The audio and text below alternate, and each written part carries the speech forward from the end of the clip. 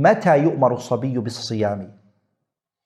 When is the child commanded to fast? When is he made to fast, the child? يؤمر الصبي بالصيام إذا بلغ 7 سنين ليتعود على الصوم. The child is commanded to fast if he reaches the age of 7, so he can train himself and he can cultivate himself upon fasting. So he can get used to it.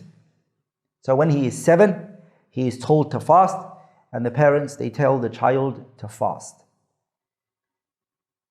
The reason for that is لِيَتَعَوَّدَ عَلَى الصَّوْمِ, so he can train himself and prepare himself from when fasting becomes obligatory on him.